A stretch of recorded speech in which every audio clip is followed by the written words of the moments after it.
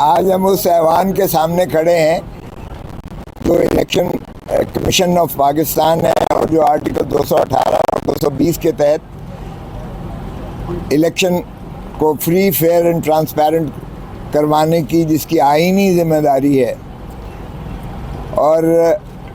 یہ 8 فروری 2024 کا الیکشن جو ہے اگرچہ 6 سال بعد ہوا، جو آئین کی واضح صریحاً خلاف ورزی ہے، کیونکہ 5 سال کے اندر الیکشن کرانا مقصود تھا اور یہ 6واں سال جا رہا ہے۔ بہر صورت دیر آید درست آید، لیکن جس انداز سے یہ الیکشنز میں پاکستان تحریک انصاف کو ہاتھ پاؤں باندھ کر میدان جنگ میں جس طرح اتارا گیا اور دوسرے فریق کو پورا مسلح کر کے اور بختر بند ان کو جو ہے پورا مجسم کر کے میدان جنگ میں اتارا گیا، آفرین ہے عوام الناس کی کہ جنہوں نے اسے چاروں شانے چت گرایا۔ آئین کے تحت عوام ہی پاکستان کا جو ہے ریاست بنتی ہے۔ آرٹیکل 7 میں دیکھیں تو یہ جمہور کا کام ہے، یعنی الیکٹوریٹ کا کام ہے، یہ پاکستان کی عوام کا اختیار ہے کہ وہ اپنے نمائندوں کو اسمبلی میں بھیجیں اور یا پارلیمان میں بھیجیں، اور پھر انہی کے نمائندے آگے سے اپنی لیڈر آف دی ہاؤس چنتے ہیں جو پھر کابینہ بناتے ہیں، اور ان کو اللہ تعالیٰ کی حاکمیت اعلیٰ کے تابع حکمرانی کا حق حاصل ہے پاکستان پر۔ اور اسی انداز سے آرٹیکل 5 میں وفاداری جو ہے وہ عوام کے ساتھ، لائلٹی ٹو دا اسٹیٹ یہ مندرج ہے، اور اوبیڈینس ٹو دا کانسٹیٹیوشن تابع داری اور جو ہے وہ آئین کے تابع ہے، اور یہ inviolable obligation of every citizen of Pakistan, ہر شہری پر واجب ہے اور لازم ہے کہ وہ وفاداری عوام کے ساتھ اپنی نبھائے اور آئین کی تابع داری کرے، وہ عسکری قیادت ہو، وہ بالا ترین عدلیہ ہو، وہ صدر پاکستان ہو یا حکومت ہو، کوئی بھی ہو وہ عوام کی وفاداری کا پابند ہے آئینی طور پر جو ہے۔ اس لیے میں نے سپریم کورٹ میں بھی عرض کیا تھا کہ ہم جو ہے عوام کے پاس 25 کروڑ عوام کے پاس جو ہے ہم اپنا مقدمہ لے جا کر ہم انصاف کے متلاشی اور ہم ملتمس ہوں گے۔ ہم نے 25 کروڑ عوام کے پاس اپنا مقدمہ پیش کر دیا، اور الحمدللہ عوام نے ہمیں بڑا کلیئر مینڈیٹ دیا، اور انہوں نے جا کر بھرپور انداز سے بتایا کہ ہم ظلم کا بدلہ ووٹ سے لیں گے، اور ظلم کا بدلہ ووٹ سے لیا گیا۔ انہوں نے واضح فیصلہ دیا کہ عمران خان کے بغیر جو ہے پاکستان کی جمہور نہیں چل سکتی ہے، اور عمران خان پر جو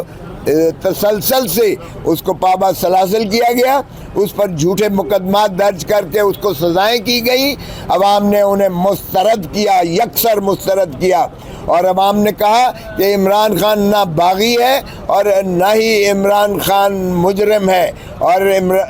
جمہور پر چونکہ وفاداری اس کی لازم اور واجب ہے اور سبھی ادارے اس کے تابع ہیں، تو میں تقاضا کرتا ہوں فی الفور کہ عمران خان کو فی الفور رہا کیا جائے، اور عمران خان کے مقدمے اور ان کی سزائیں کالعدم قرار دے کر آرٹیکل 45 میں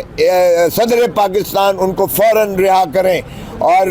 بصورت دیگر فوراً ان کے مقدمات لگائے جائیں، اپیلیں، اور جس صورت سے ان کو تیزی سے ان کو غیر آئینی غیر قانونی طور پر سزائیں کی گئی ہیں اسی طرح ان کو بری کیا جائے۔ اگر ذل سبحانی جو کو تاج پوشی کے لیے لائے گئے تھے، جن کے خواب 8 فروری کو چکنا چور ہو گئے، جن کو عوام نے واضح طور پر مسترد کیا، اگر ان کے مقدمات اس طرح سن کر اور ان کے شواہد کے باوجود ان کو بری کیا جاتا ہے، تو یہاں انصاف کا تقاضا یہ ہے کہ عمران خان جس کے وکیل کو بھی اجازت نہیں دی گئی، جس کا بیان بھی نہیں لکھا گیا ہے، جس کو صفائی کا موقع بھی نہیں دیا گیا ہے، جس کی بحث بھی نہیں سنی گئی ہے وکیلوں کی، اور ایک بلڈوز کر کے جس کو ایک سکسیشن میں 1 ہفتے میں 3 سزائیں دی گئی ہیں، وہ انصاف کے ایوانوں پر ایک کلنک کا ایسا ٹیکا ہے جو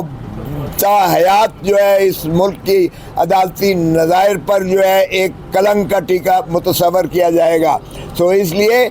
پاکستان کے عوام جنہوں نے ایک دو ٹوک فیصلہ دیا ہے، ان کی خواہشات، ان کی پلس، ان کی نبض، ان کے احساسات، ان کے جذبات کو دیکھتے ہوئے اس کو فی الفور جو ہے کالعدم قرار دے کے عمران خان کو دوبارہ یہ حق دیا جائے، کیونکہ ہم اس کے باوجود ہم لارجسٹ پولیٹیکل پارٹی کے طور پر آئے ہیں. یہ کہنا کہ ہم انڈیپینڈنٹ ہے یہ شوشہ جانے کیسے انہوں نے ایجاد کر لیا. ہم نے جتنے کاغذات نامزدگی دیے تھے ہم نے پی ٹی آئی لکھا تھا اس پر. پی ٹی آئی کبھی بین نہیں ہوئی، نہ ہی الیکشن کمیشن یہ بین کر سکتی ہے، نہ اسے اختیار ہے. یہ سمبل صرف ہمارا لیا تھا. ہم تو ایک جو ہے بلہ لینے گئے تھے، انہوں نے جہیز کا پورا سامان ہمیں دے دیا، لیکن بلے کا ووٹ نہیں تھا، ووٹ عمران خان کا تھا، عمران خان کا تھا. یہ واحد الیکشن ہے، میں نے 5 دہائی دیکھے ہیں الیکشن، یہ واحد الیکشن ہے جس میں ووٹر کینڈیڈیٹ کو ڈھونڈ رہا تھا، جس میں ووٹر کی ضد تھی کہ میں اپنے حقوق پر ڈاکہ نہیں ڈالنے دوں گا، جس نے سمبل کے لیے آ کے ہلکان ہو کر ڈھونڈتا پھر رہا تھا. میرا سمبل کے تھا، حالانکہ الٹریٹ جو ہے ہماری الٹریسی ریٹ 50% ہے تقریباً، لیکن اس کو آفرین ہے جس نے اس کے باوجود کہ وہ انگریزی کا ہنسا تھا کہ انہوں نے بھرپور انداز سے دیا. اور میں خواجہ سعد رفیق کو بھی یہ کریڈٹ دیتا ہوں کہ اس نے گریس دکھا کے جمہوری روایات کو ملحوظ رکھتے ہوئے اس نے اپنی شکست کو تسلیم کیا اور اس نے مجھے فون پر مبارکباد دی. اور میں نے اسے کہا کہ کاش تم اپنے بڑوں کو بھی یہ درس دو. اگر نواز شریف ہار گیا ہے ڈاکٹر یاسمین سے تو کوئی قباحت نہیں ہونی چاہیے، کوئی شرم نہیں ہونی چاہیے اسے شکست تسلیم کرنے کے لیے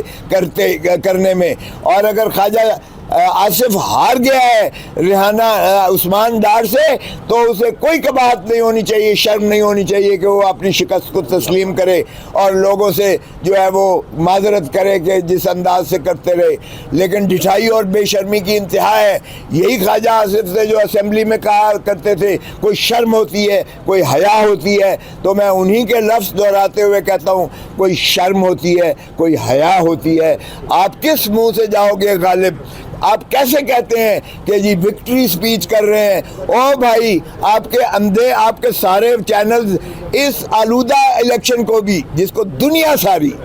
ساری مذمت کر رہی ہے کہ جو الیکشن آرٹیکل جو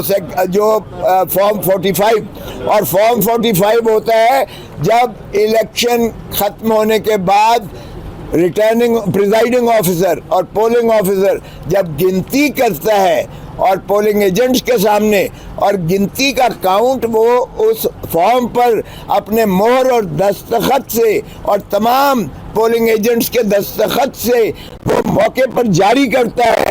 پولنگ وہاں تک تو ٹھیک ہے،